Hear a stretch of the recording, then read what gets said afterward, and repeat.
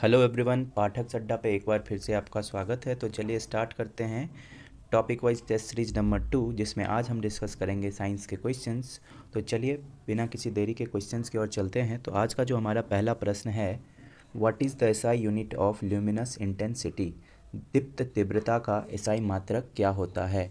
तो ऑप्शन है हमारे पास वाट, ये गलत लिखा गया है, वाट होगा, फ्लक्स, ल्यूमेन, कैंडेला। तो इसका जो राइट आंसर होगा कैंडेला। अब कुछ ऐसे एसआई यूनिट हैं जो एग्ज़ाम में बार बार पूछे जाते हैं, तो उनको भी हम देख लेते हैं। तो सबसे पहले ऑप्शन में एक ल्यूमेन दे रखा है, ये किसका एसआई यूनिट होता है? तो ल्यूमेन होता है ज्योतीय फ्लक्स का, ज्योतीय फ्लक्स का एसआई यूनिट ल्यूमेन होता है, जिसको इंग्लिश में क्या कहेंगे? Luminous flux. फिर एक यहाँ पे ये लक्स होना चाहिए था, तो लक्स किसका यूनिट होता है एसआई यूनिट? तो ये होता है आपको प्रकाशीय, प्रकाशीय तीव्रता। फिर नेक्स्ट आता है वाट, किसका ऐसा यूनिट है? तो वाट होता है आपको पावर का। और एक रेडिएंट फ्लक्स, जिसको विकिरित फ्लक्स भी कहते हैं। और एक होता है प्रकाश की तीव्रता का ऐसा यूनिट क्या होता है?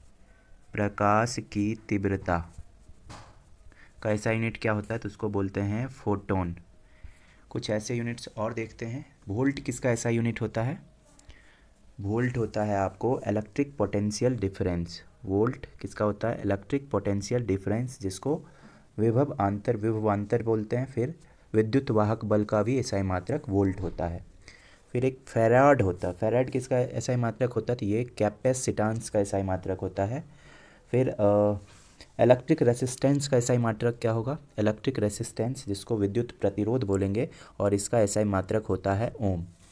वेबर, वेबर किसका एसआई मात्रक होता है? मैग्नेटिक फ्लक्स का, चुंबकीय फ्लक्स का एसआई मात्रक होता है वेबर। फिर और कुछ और देख लेते हैं। एक होता है हेनरी, हेनरी किसका एसआई मात्रक होता है? प्रेरकत्व, प्रेरकत्व का एसआई मात्रक हेनरी होता है, जिसको इंग्लिश में इंडक्टेंस कहते हैं। विस्कोसिटी का एसआई मात्रक पॉइज होता है, विस्कोसिटी, जिसको हिंदी में श्यानता कहते हैं, इसका एसआई मात्रक पॉइज होता है। एक चुंबकीय प्रेरण होता है, जिसका एसआई मात्रक मैक्सवेल, मैक्सवेल होता है चुंबकीय प्रेरण का एसआई मात्रक। तो ये सारे इंपॉर्टेंट थे, जिसको हमने डिस्कस कर दिया। अगले इस क्वेश्चन का जो आंसर था क्या था? ऑप्शन नंबर 4 सही जवाब था। अगले क्वेश्चन पे चलते हैं। अगला प्रश्न है हमारा, what is the formula of solid bleach? Option है हमारे पास NaHCO3, NaClO, NaBO3, Na2B4O7, 10H2O, none of the above or more than one.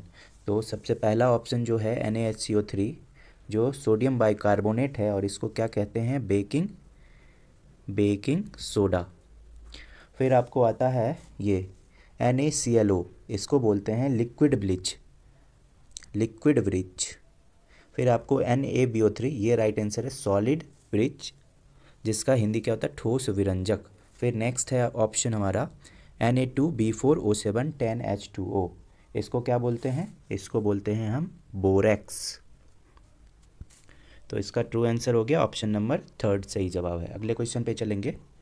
अगला क्वेश्चन है, what is turpentine oil in the making of oil based paint used as? तेल आधारित paint बनाने में तारपीन का तेल किस रूप में प्रयोग किया जाता है? ऑप्शन से हमारे पास बॉडी, वर्णक, वाहन, पतली, उपरोक्त में से कोई नहीं, अथवा एक से अधिक। तो इसका जो राइट आंसर होगा थिनर सही जवाब है, ऑप्शन 4 सही जवाब है। अगले क्वेश्चन पे चलेंगे। अगला प्रश्न है हमारा, what is the drug name for pain killers? दर्द निवारक दवा का नाम क्या है? तो हिंदी वाले तो इसको तुरंत आंसर दे देंगे, दर्दनाशक दवा, एनाल्जेसिक। एनाल्जेसिक ही पेन किलर होता है, और ये 2 टाइप का होता है। एक होता है आपको नारकोटिक, और दूसरा होता है नॉन नारकोटिक। नारकोटिक किसको बोलेंगे? जो नशीला दवाई जो होता है, जो खाने के साथ ही नशा लग जाता है और ये मूड को चेंज कर देता है। इसके एग्जाम्पल क्या क्या हो जाएंगे, तो वो देख लेते हैं। इसके एग्जाम्पल होंगे आपको मॉर्फिन, फिर हीरोइन, ये सारे नारकोटिक्स हो गए। फिर आता है आपको नॉन नारकोटिक्स, तो ये आपको हो गए कुछ एंटीपायरेटिक ड्रग्स आ जाएंगे इसमें, जैसे एस्पिरिन ले लो, फिर पैरासीटामोल ले लो, ये सारे नॉन नारकोटिक्स हो गए। तो एंटीपायरेटिक ड्रग्स क्या हुआ? जो फीवर को कम करता है। ज्वरनाशक यहाँ पे दे रखा है, ज्वरनाशक जो ज्वर को नाश करता है, एंटीपायरेटिक होगा। एंटीबैक्टीरियल ड्रग क्या होता है? ये ग्रोथ को इनहिबिट करता है और माइक्रो ऑर्गेनिज्म को डिस्ट्रॉय करता है। और सल्फा ड्रग क्या होता है, इसमें सल्फर होता है प्रेजेंट, और ये एंटीबायोटिक का एक अल्टरनेटिव है। तो इस क्वेश्चन का जो आंसर वो क्लियर हो गया। इस क्वेश्चन का आंसर आपको होगा फर्स्ट वाला ऑप्शन, ट्रू आंसर है। अगले क्वेश्चन पे चलते हैं। अगला क्वेश्चन हमारा है which of the following is correct composition of German silver. निम्नलिखित में से जर्मन सिल्वर का हिंदी भी जर्मन सिल्वर ही होगा, तो इसमें कौन सा जर्मन सिल्वर का कंपोजिशन है वो पूछ रहा है। ऑप्शन देखते हैं, कॉपर 80% एंड टिन 30%, तो ये तो किसी का नहीं होता है। फिर आता है आपको copper 88%, tin 10%, lead 1%, zinc 1%।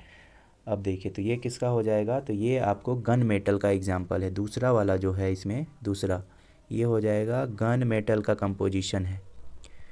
Next आता तो ये भी ऑप्शन नहीं होगा। तीसरा देखते हैं, कॉपर 70% एंड जिंक 30%।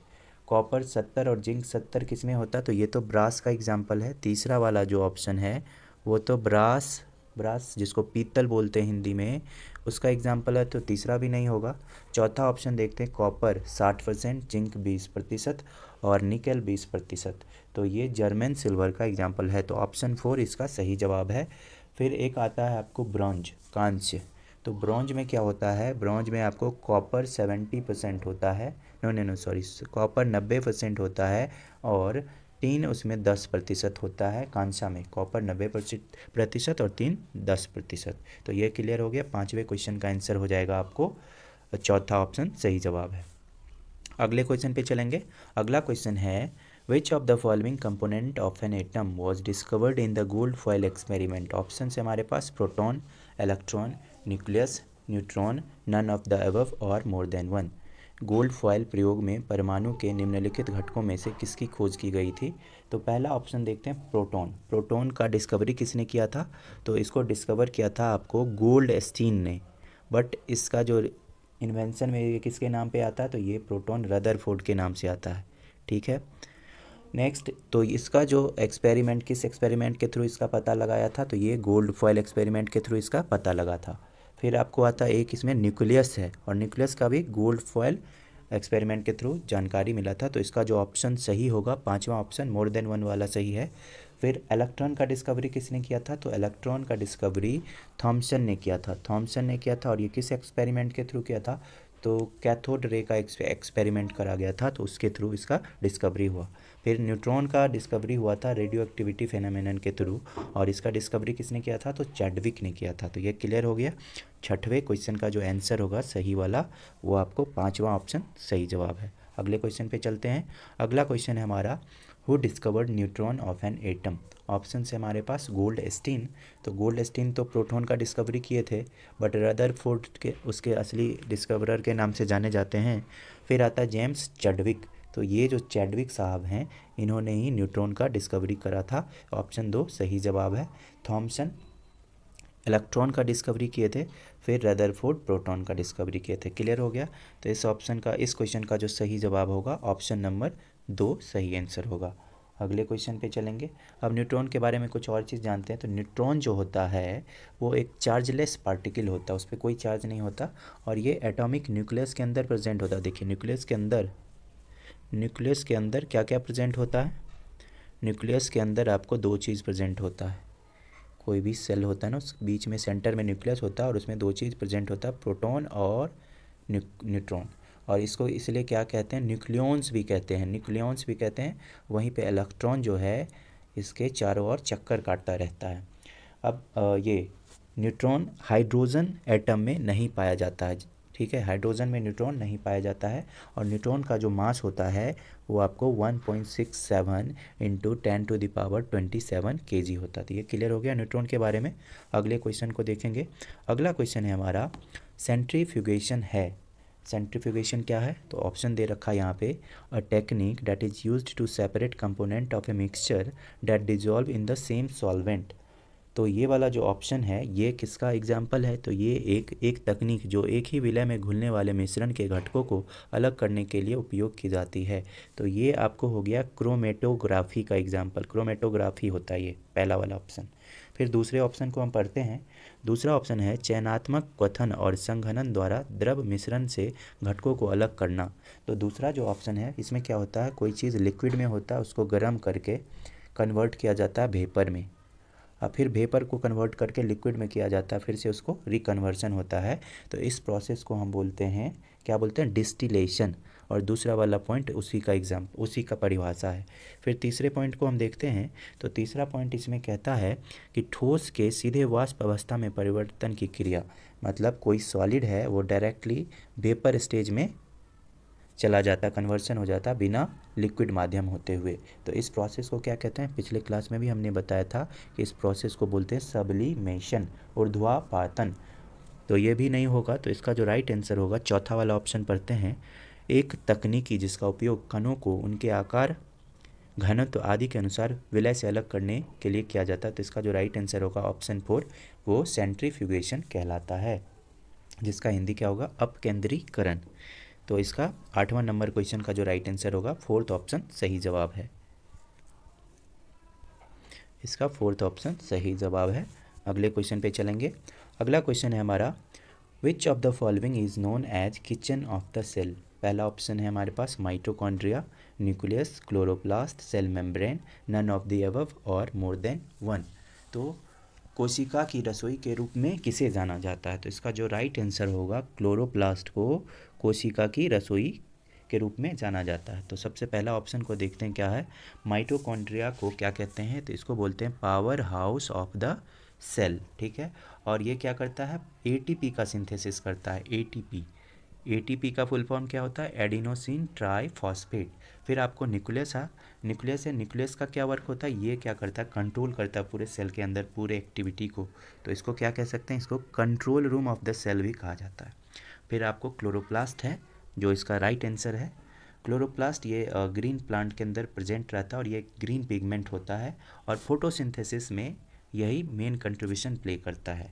फिर इसलिए इसको किचन ऑफ द सेल के नाम से भी जाना जाता है। फिर आपको सेल मेम्ब्रेन हो गया, सेल मेम्ब्रेन को ही प्लाज्मा मेम्ब्रेन कहते हैं और ये सेल का जो एनिमल सेल का जो आउटर कवरिंग होता है वो सेल मेम्ब्रेन का ही बना होता है। तो ये क्लियर हो गया। 9th नंबर क्वेश्चन का जो आंसर होगा 3rd ऑप्शन सही जवाब है। अगले क्वेश्चन पे चलते हैं। अगला क्वेश्चन है, हु डिस्कवर्ड माइटोकॉन्ड्रिया। पहला ऑप्शन है अल्टमैन। तो अल्टमैन के द्वारा ही 1886 ईस्वी में माइटोकॉन्ड्रिया का डिस्कवरी किया गया था। तो ये सही जवाब है। नेक्स्ट आता है आपको कैमिलो गोल्जी, ये गोल्जी बॉडी का डिस्कवरी करा था।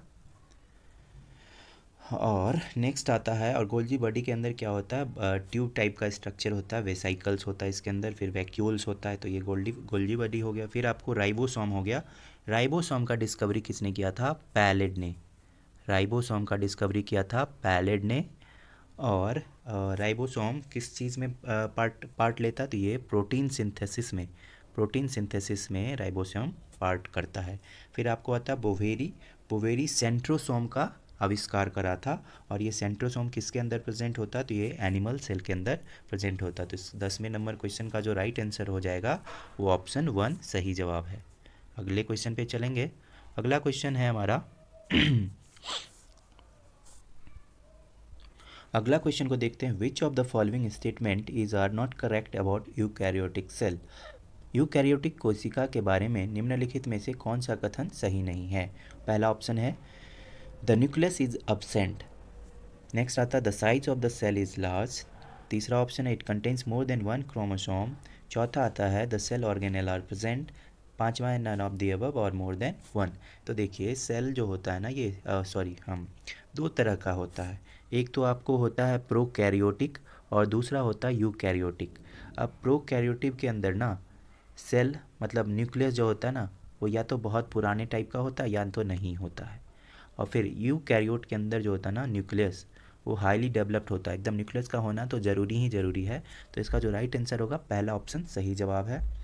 फिर आपको आता है, इससे रिलेटेड कुछ और पॉइंट को देखेंगे कि ये जो यूकैरियोटिक सेल है ना, ये प्रेजेंट होता है या तो यूनिसेलुलर ऑर्गेनिज्म में भी होगा या मल्टी सेलुलर ऑर्गेनिज्म में भी होगा।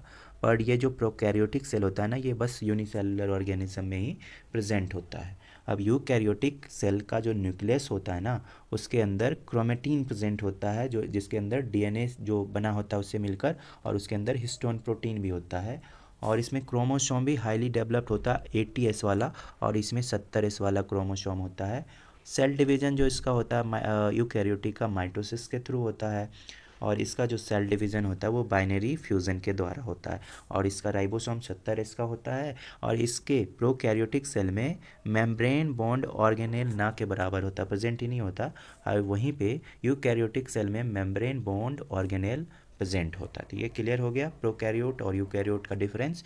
तो इसका जो राइट आंसर होने वाला है 11 का पहला ऑप्शन सही जवाब है। नेक्स्ट क्वेश्चन पे हम चलेंगे। अगला प्रश्न हमारा आता है, which of the following statement is are not correct about the structure of dicotyledonous seed. तो देखिए, डाइकोटिलिडनस सीड जो होता है ना, वो आउटर कवरिंग जो किसी सीड का होता है ना, वो सीड कोट का होता है, सीड कोट होता है, और उसके 2 लेयर्स होते हैं, एक आउटर एक इनर। आउटर लेयर को क्या बोलते हैं, टेस्टा बोलते हैं, और इनर लेयर को टेगमेन बोलते हैं। ठीक है, तो ये वाला जो ऑप्शन है वो करेक्ट है। और फिर नेक्स्ट ऑप्शन क्या है, विकासशील बीज फल से हाइलम द्वारा जुड़े होते हैं, ये भी सही जवाब है। नेक्स्ट आता है आपको कि माइक्रोपाइल हाइलम के ठीक ऊपर स्थित ध्रुव है, ये भी सही है, ये भी सही है, ये भी सही है। फिर आता है एंडोस्पर्म दोहरे निषेचन के परिणाम स्वरूप बनता है, तो ये भी सही है। तो इसका जो राइट आंसर हो जाएगा, इसमें एक से अधिक आंसर सही है ऑप्शन, तो इसका ट्रू आंसर हो जाएगा आपको ऑल ऑफ दी अबव। तो 12वां का ऑप्शन 5 सही जवाब है। अगले क्वेश्चन को हम देखेंगे। अगला क्वेश्चन हमारा है, which of the following is the largest phylum in animalia. तो लार्जेस्ट फाइलम इसका देख लेते हैं, रुक जाइए, कलर चेंज करने दीजिए हमको। हाँ, तो इसका फर्स्ट ऑप्शन है अर्थोपोडा, नेक्स्ट आता है एकाइनोडर्मेटा, फिर आता है मोलस्का, फिर कॉर्डेटा, फिर none of the above or more than one. तो इसका जो लार्जेस्ट फाइलम होता है किंगडम एनिमेलिया के अंदर अर्थोपोडा होता है। अर्थोपोडा के अंदर एक क्लास होता है इंसेक्टा क्लास, जो कि बहुत बड़ा क्लास है। और फिर इसका जो रेस्पायरेशन होता है वो किस चीज़ के द्वारा होता है, तो वो गिल्स के द्वारा होता है, बुक गिल्स के द्वारा होता है, बुक लंग के द्वारा होता है, और इसके रेस्पिरेटरी ऑर्गन में ट्रैकियल सिस्टम प्रेजेंट है। फिर इसका एक्सक्रिएशन जो होता है वो मालपिगियन ट्यूब्यूल्स के द्वारा होता है। ये सारे के सारे क्वेश्चंस एग्जाम में आते हैं, इसलिए इसको मैं बता रहा हूँ यहाँ पे। और ये मोस्टली डायोसियस होता है, फिर ये ओविपेरस होता है, और इसके अंदर इंटरनल फर्टिलाइजेशन होता है। और इसके एग्जांपल्स कौन से हो जाएंगे, स्पाइडर्स ले लीजिए, फिर आप इंसेक्ट ले लीजिए, फिर माइट्स ले लीजिए, फिर सेंटीपेड्स ले लीजिए, ये सारे के सारे इसके एग्जांपल्स हैं। फिर आपको आता है इकाइनोडर्मेटा। इकाइनोडर्मेटा जो एक मराइन एनिमल है, मतलब पानी के अंदर रहता है। नेक्स्ट आता है, इसके जो एग्जांपल हो सकते हैं, स्टार फिश हो गए, इसका अपीयरेंस कैसा होता है, तो स्टार लाइक अपीयरेंस होता है। स्पाइनी, कांटे जैसा आकार इसका होता है, स्किन होता है उसका, और स्केल्टन जो उसका होता है वो कैल्शियम कार्बोनेट का बना हुआ होता है, तो ये भी क्लियर है। फिर आपको आता है मोलस्का। ये मोलस्क जो है ना, अर्थोपोडा के बाद सेकेंड लार्जेस्ट है, सेकेंड लार्जेस्ट फाइलम है आफ्टर अर्थोपोडा। और इसके एग्जांपल्स हो गए आपको ऑक्टोपस ले लो, फिर स्नेल्स ले लो, घोंगा जिसको बोलते हैं, फिर ऑयस्टर्स ले लो, ये सारे के सारे मोलस्क के एग्जांपल हैं। और इसका जो बॉडी बना होता है मेंटल और सेल का बना होता है, और इसका बॉडी अनसेगमेंटेड होता है, बिना किसी सेगमेंट का होता है, सॉफ्ट होता है, और ये एक्वेटिक भी हो सकता है और टेरेस्ट्रियल भी हो सकता है। इसका जो सर्कुलेशन होता है ना, इसका सर्कुलेटरी सिस्टम हेमोसील के थ्रू होता है। फिर इसके अंदर चैटिनियस टीथ प्रेजेंट होता है, डाइजेस्टिव सिस्टम जो इसका होता है बढ़िया से डेवलप्ड होता है, सर्कुलेटरी सिस्टम इसका ओपन टाइप का होता है, रेस्पायरेशन इसमें गिल्स के थ्रू होता है, और रेस्पिरेटरी ऑर्गन्स को क्या बोलते हैं, सिटेनिडिया। फिर आपको आता है इसके अंदर किडनी भी प्रेजेंट होता है, मेटानेफ्रिडिया जिसको बोलते हैं, सेक्सुअल रिप्रोडक्शन होता है इसके अंदर। नेक्स्ट आपको आता है फाइलम कॉर्डेटा। कोडेट उसको बोलेंगे जिसके अंदर नोटोकॉर्ड प्रेजेंट होता है, जिसके अंदर आपको नोटोकॉर्ड प्रेजेंट होगा उसको फाइलम कॉर्डेट्स बोलेंगे। ये इसका पोस्ट एनल टेल भी प्रेजेंट होता है उसके अंदर। और इसका एग्जांपल ले लो ऐसे जानवर जिसके बैकबोन होते हैं, तो एग्जांपल में आप पांडास ले लो, फिर शार्क ले लो, फिर ह्यूमन बींग ले लो, ये सारे के सारे कॉर्डेट्स हो गए। तो इस क्वेश्चन का जो आंसर हो जाएगा फर्स्ट ऑप्शन सही जवाब है। अगले क्वेश्चन पे चलेंगे। अगला क्वेश्चन है, which of the following pair is not a correct match according to the phylum type. First है पोरीफेरा, नेक्स्ट सिलोन्ट्रेटा, फिर थर्ड नंबर टिनोफोरा, फिर चौथा प्लेटीहेल्मिन्स। तो फर्स्ट को देखते हैं हम। पोरिफेरा का जो एग्जाम्पल है यूएस्पोंजिया, और ये एकदम करेक्ट है। यूएस्पोंजिया पोरिफेरा का एक और एग्जाम्पल लेते हैं साइकॉन। साइकॉन ये भी जिसको एस्काइफा बोलते हैं, एस्काइफा, और ये सारे नाम हिंदी में भी ऐसे ही लिखेंगे, एस्काइफा ही लिखेंगे। फिर आपको आ गया एस्पोंजिला। एस्पोंजिला, एस्पोंजिला जो फ्रेश वाटर स्पॉन्ज बोलते हैं जिसको, ये भी पोरिफेरा के एग्जाम्पल हैं। फिर यू एस्पोंजिया जिसको क्या बोलते हैं, बाथ स्पॉन्ज भी बोलते हैं इसको, तो ये तो सही जवाब है। फिर आपको आता है, नेक्स्ट देखते हैं सिलोन्ट्रेटा। तो सिलोन्ट्रेटा क्या है, फाइसेलिया। सिलोन्ट्रेटा का एग्जाम्पल होगा फाइसेलिया। सिलोन्ट्रेट का एक एग्जाम्पल होगा फाइसेलिया, जिसका कॉमन नेम है पोर्टुगेज मेन ऑफ वार। ठीक है, ये क्लियर।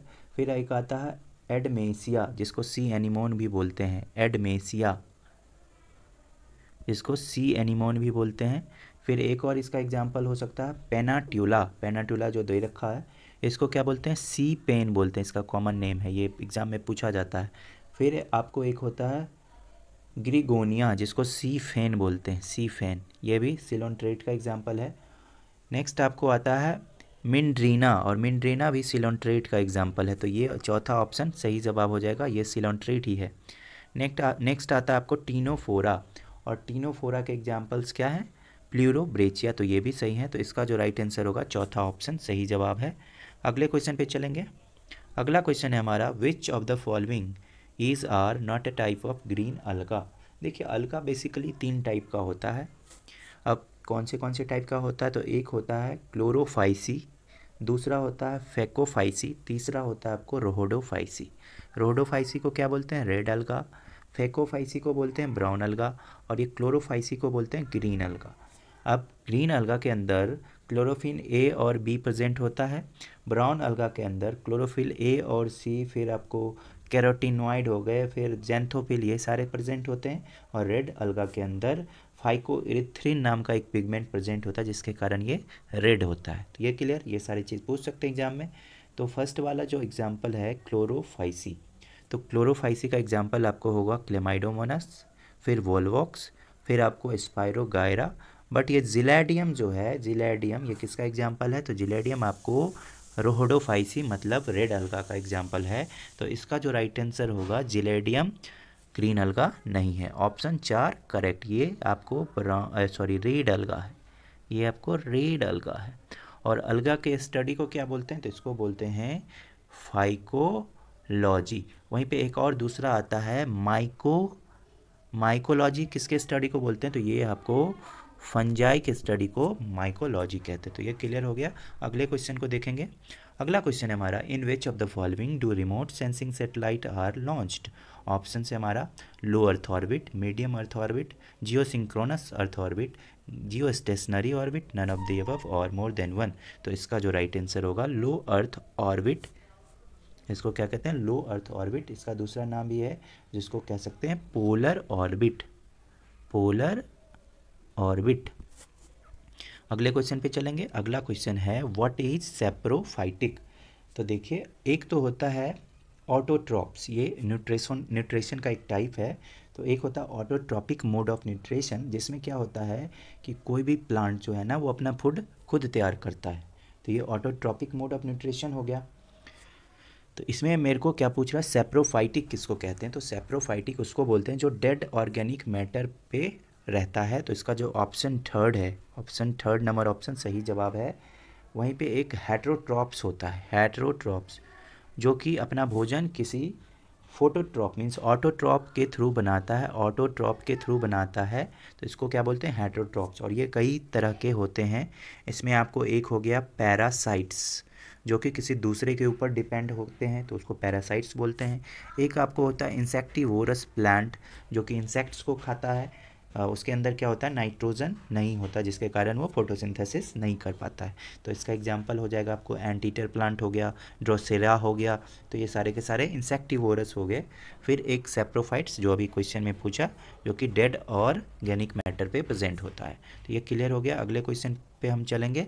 अगला क्वेश्चन है हमारा which of the following kingdom is also referred to as metazoans. Kingdom animalia को मेटाजॉन्स भी कहते हैं। तो ये क्लियर हो गया। अगले क्वेश्चन पे चलते हैं। अगला क्वेश्चन है what is the range of Audible waves. Option है हमारे पास 20 हर्ट्ज से 20,000 हर्ट्ज तक के बीच में जो वेव होता है उसको ऑडिबल वेव कहते हैं। तो इसका ऑप्शन वन सही जवाब है।